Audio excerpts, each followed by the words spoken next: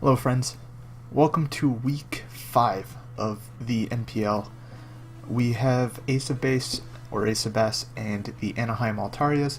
The last time we played Ace, it was week 1 of Minors. We've played him twice. We played him in the Minors Tour, where he drafted almost a complete C team to our Minors Tour team. I think both of the only 2 times I've played Ace are up on the channel even, so that's kind of neat. So if you want to count the Minors Tour, I don't count tours, Ace does. We are 1-1. Ace is a pretty good player. He isn't one that I would consider like the end-all be-all. He's not a Maddie, he's not a Gypsy or anything like that, but he's certainly very strong, and his team is certainly very scary, as you could see with the listing right there. Also, you could see that we made some changes in pink. We dropped Simiseer, not for any particular reason, but we needed the points. We dropped Malamar because we needed the points, essentially. The biggest issue I was having with my team was Greninja and Terrakion were my only fire resists, and my team was lacking really direct damage, like immediate wall breaking. It relied a lot on Terrakion and Specs Gren and sort of Mega Kangaskhan to do all the wall breaking for it, and I wasn't really a fan of that. It was really hurting my my opportunities in matches. It didn't let Terrakion like really be free to do other things. It forced Gren to try and be offensive. It forced Kang to try and be offensive, and that was really not ideal, I guess. So as you can see, we did end up dropping Comfy, and that's debatably the worst decision I've ever made, but I have good reason for it. I can show you now, but I don't really feel like it. You'll see it over the season. But essentially, Comfy has a bad matchup for the next, aside from my matchup against Ace, and I think my week 9 against Blake, Comfy had an absolutely awful matchup. I played things like Triple Steel and a Toxapex and a Celesteela, Mega Venusaur.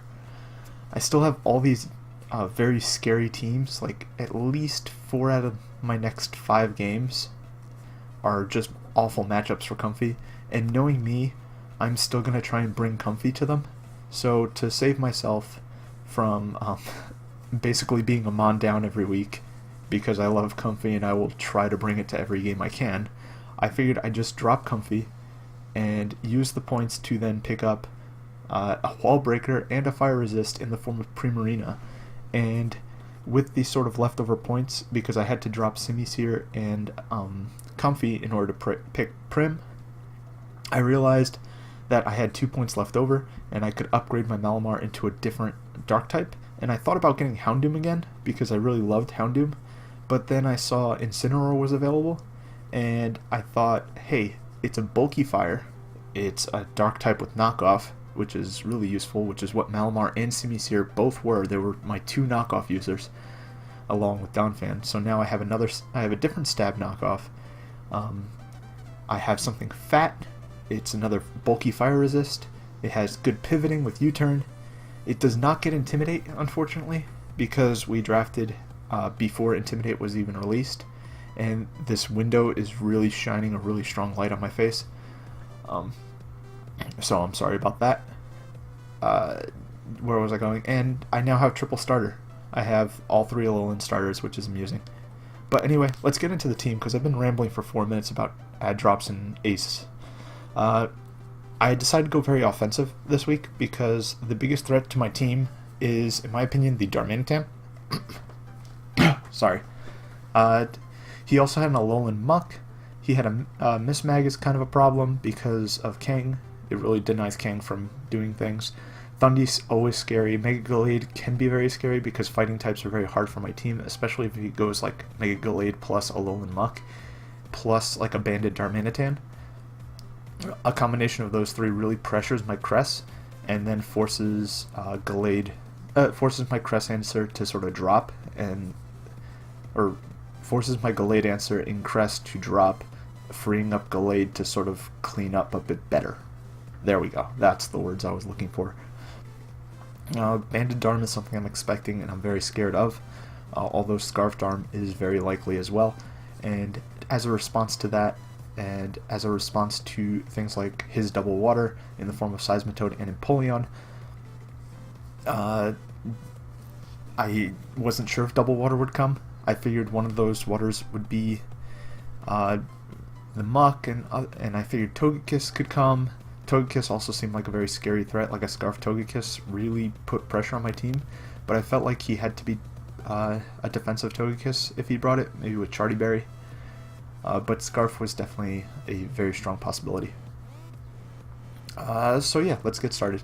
Up first we have my rocker. It is an Adamant Donphan with a Citrus Berry. Citrus Berry, so then I could switch in on rocks if I get brought down to Sturdy. I want to set up rocks on anything, and I really think if he brings one of his waters, it's going to be the Seismitoad. And this way, and Seismitoad can't taunt me, so I just set up rocks. Stone Edge means I OHKO. This investment with Stone Edge means I OHKO Thunderous almost 100% of the time, and if I don't, I shard kills.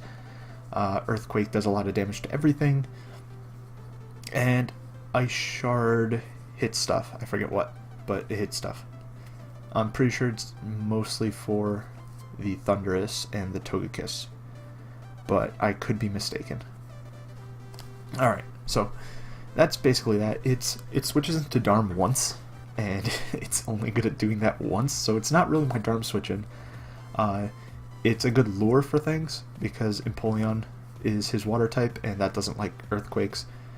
He doesn't really have great removal in the form of, he has Empoleon and he has Togekiss, and this Donphan checks both of those, especially with Citrus Berry. Citrus Berry means that a Scarf Togekiss Air Slash does about 50 if he high rolls me and he's modest. Then the Citrus Berry procs, and I could live a second one, so that's useful. Alright, moving on. Specs Prim. Specs Prim is a monster this game because he has no switch-in. His switch-in is an Empoleon, and Empoleon can't touch me unless he's offensive with Grass Knot. That means I come in, click Moonblast. If he's a Darmanitan, Darmanitan without any like bulk investment takes almost 50 from Moonblast, and that's ridiculous. So HP Ground is just for Empoleon and just neutral coverage. I don't think I'll click it that often, but essentially Prim's job is to weaken all the water resists, and once Seismitoad and Empoleon are gone, then he really has nothing for this, and even as long as Empoleon's gone, he has nothing for Moonblast, so that's useful. Even Muck is 2 KO'd by Specs Pump, which is exciting, and to pair with it, I decided to go with a second Specs user, which is Specs Jolteon. Specs Jolteon Creeping Thundy. His only ground types are Seismitoad and Stunfisk, and my first two mons in Donphan and Prim both deal with each of those respectively almost. Toxic is there if I want to catch either of them. Otherwise, I'm clicking Volt Switch because things like Muck is like an Assault Vest Muck if he doesn't bring a ground type, or if he doesn't want to go into his ground type, is a very solid neutral switch in, and so catching it with a Specs Volt is really nice. My Mega Gallade Dancer is this Calm Mind Lunar Dance Cresselia. Enough investment to break max Mega Gallade subs, like if it's max Bidef. Moonblast, yeah, just general stuff. Lunar Dance is to heal up things like Gren and Kang and Jolteon and Prim. So let's go into the Kang real quick. It is just offensive, max HP, Power Up Punch, Double Edge, Earthquake, Sucker Punch. Yeah, it's mostly there to just sort of check everything. He doesn't have a great Kang answer, which is why I figured the Togekiss would be his Kang answer. Double Edge kind of murders things, which is useful. Jolly with enough speed for his base 80s, which is the Togekiss. Sucker Punch for things like Mismag and Gallade and Darm. Earthquake for Stunfisk, and for Seismitoad if I feel like not taking Helmet. And that's what the Lunar Dance is for, because double edge damage is ridiculous. Up next And last but certainly not least is my Greninja. It is a Scarf Gren because Scarf Gren needs to take hits from the what's the word I'm looking for? Darmanitan. It lives any Darm hit very easily. It even lives a Scarf Darm U-turn after rocks, which is great, especially if he wants to stay in. I could lead with Gren and click Hydro turn 1 if I so choose, and if he leads Darm and I lead Gren, then he's in a really bad spot because I either kill him with Hydro and his biggest threat to my team is gone, or I miss the Hydro and I live the U-turn anyway. So, and I can always come back in. So with that said, I've been rambling for almost 11 minutes. I'm going to hide that, and hide the team builder, and here we are at the game. As you can see, he brought the Mismag, the Gallade, the Thundy, the Empoleon, Seismitoad, and Darm. Looking at this team and judging from mocks, Darm looks scarfed. I'm super relieved to not see Muck, but Darm kind of looks scarfed. While I'm afraid of Banded Darm, this team looks a lot less threatening than I think it could have been. The Mismag is obviously there for Kang. I'm expecting Will-O-Wisp on it, and maybe like a sub, or maybe subplot Will-O-Wisp Gleam could be his set. I'm not sure. Maybe Shadow Ball. Maybe he's not even plot, or maybe he's not even sub. Who knows? But sub would help him check like Toxic Kang, which would be a good answer to Mismag. Gallade, I don't know if it's bulk up or SD. Thunderous, I'm expecting plot or maybe agility. Empoleon is obviously the defogger, and maybe the rocker. Seismitoad could be Assault Vest, or maybe it is rocks. So with that, I see three things that might want to lead: the Darm, the Seismitoad, the Empoleon, or even the Thundy. So I'm just going to lead with my Donphan, and I'm going to get rocks, predicting him to go for rocks himself. I'm going to stay in, predicting him to not Scald, because I have two water types and a Cresselia, and even potentially a Facade Kang. So I didn't think he'd click Scald that turn, and it just seemed like a really easy Earthquake here. I get to scout for his damage, and I see based on that 37% that he is max Fizz Def. So what does that tell me? I know that I live any hit. I live any Scald because I have my Citrus Berry. Even a max, based on his investment, I take 87 max, and I can't get burned now that I'm Toxic, which is super nice. So I'm going to stay in again, I believe, and get brought down to my Citrus Berry.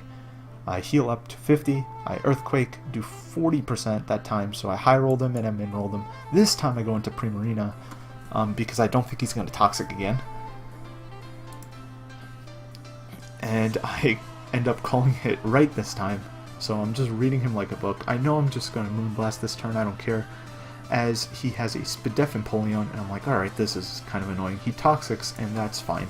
I went to Kang expecting either a Grass Knot or a Defog, or maybe even a Toxic.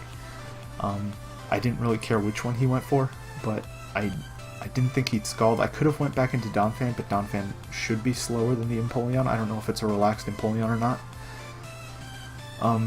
But yeah, it just seemed like a really safe play, and I could have went Jolteon, but I really wanted the health on it, and the Seismitoad isn't weakened enough. So in comes the Kang. I'm going to double out into Jolteon, expecting the Mismag to come. Mismag does indeed come, and I catch Ace on a read. And this time, instead of... I know he's not going to switch out because he has no switching if I'm Specs, and if I'm not Specs, he should live, and it's useful information for him. But catching him on that switch into Mismag was absolutely huge, and it just cost him a Pokemon. So I'm proud of that. Down goes the Mismag, and in comes the Darmanitan. I'm like, alright, I know, I could just sack my Donphan here. I don't need it for anything. If he U-turns, then I get momentum. As he does indeed Flare Blitz, I get to go into my Greninja. He knows that he can't kill me, so I'm just going to click Dark Pulse, as he doesn't have a Dark Resist. That's one of the main reasons I was surprised that Muck didn't come. It was his Dark Resist. So I just Pulse here, I do 20%, and I'm really happy with that damage. I get to go into my Kangaskhan again because I know he can't go for anything in particular, as he Signal Beams and that signal beam means that it was for Gren and Cresselia, which is really weird considering he had Toxic. I don't get why he wasn't Grass Knot, because Toxic covers the Cress, and Grass Knot covers Gren, Prim, and Donphan if he really wanted to. So that was a interesting tech on his part. I can't really think of other reasons why. He might have a reason for it. Go watch his side. But I know that, as you could see, Thundurus is coming in, but I just need that Empoleon low. I could Earthquake, but the possibility of Thundy coming in is likely, although I don't know if Ace would risk his win con like that. But I know that I shouldn't particularly... I could die to something, but I don't think he's going to stay in. So I'm just going to double edge whatever wants to come in, as he does opt to throw in his Thundurus. And after rocks, it doesn't matter what kind of Thundy he is, he dies to this double edge. And that's absolutely amazing. Here is an interesting play. I believe I stay in. Yeah, I stay in. I could have switched out into Cresselia, expecting Drain Punch, but he could have just knocked off and killed my Kang from there. He could have Throat Chopped and killed my Kang. He could have SD'd, and then my Cresselia... He could have been like SDX Scissor, and then my Cresselia couldn't beat him. It would just drop. So rather than let him set up, I just figured I could sack Kang, even though it was kind of useful. I could have Lunar Danced it up later, but sacking it to not let the Glade set up and win was probably, in my opinion, the best play. So I do sack the Kangaskhan. I go into my Cresselia, which is my check to it, and I'm just going to click Moonblast because I know he can't really do anything. He SDs, and here's a sort of a misplay on my part. I could have invested more into my special attack. I had enough special attack for sub, for max Spadef sub Glade, but I didn't invest enough to do 50% minimum, to do a minimum of 50 to a 0-0 Glade, which this is, which is kind of annoying. If I invested just like 40 more EVs, I could have guaranteed a 2-hit KO and not lost my Cresselia, and that would have been really nice. Like, I would have ended up losing it to the Darm, but that would have been another switch in. I do end up sacking the Cress, and then I go into my Greninja. I'm just going to Dark Pulse. He doesn't have a Dark Resist. In comes the Empoleon. I'm going to go into my Primarina because I need this Gren alive, and I know Dark Pulse won't kill, and I know he has Signal Beam. So I'm just going to HP Ground. HP Ground is... HP Ground does more damage to Empoleon than Moonblast or Hydro. Hydro can heal up the Seismitoad, and HP Ground also covers the Darm, which is absolutely fantastic. HP Ground 2-hit KO'd everything that came in. It killed Fizdef Seismitoad from the range it's at, O-Code. It O-Code Darm, and it 2-hit KO'd Empoleon. So he had to make a double here and keep his Empoleon alive in order to have a chance at winning this game. But unfortunately, this Prim is just going to rock him sideways because he can't really do anything about it. So yeah, I thankfully had control like almost the entirety of this game, which is really nice. I go into my Gren, and I just Pulse because I know it kills. He ends up making the switch, which I don't necessarily agree with, but sure. And I think it's because he wanted to lock himself into a different move, like Fire Punch or something. But here I reveal that I am in fact Scarf Gren, and I outspeed his Scarf Darm, and that is the game. So while it was only a 2-0, I really felt like I had control over the entire match, and that's really reassuring, especially after the changes. And hopefully I can keep up this momentum, because now I am 2-2 with a -8, so I need to keep winning in order to get that differential up. And next week is against a really tough opponent in Cheeseboy. So, yeah, that's going to be my match. We're almost at 20 minutes, so I'm sorry for it being so long. I'll catch you guys next time. Peace.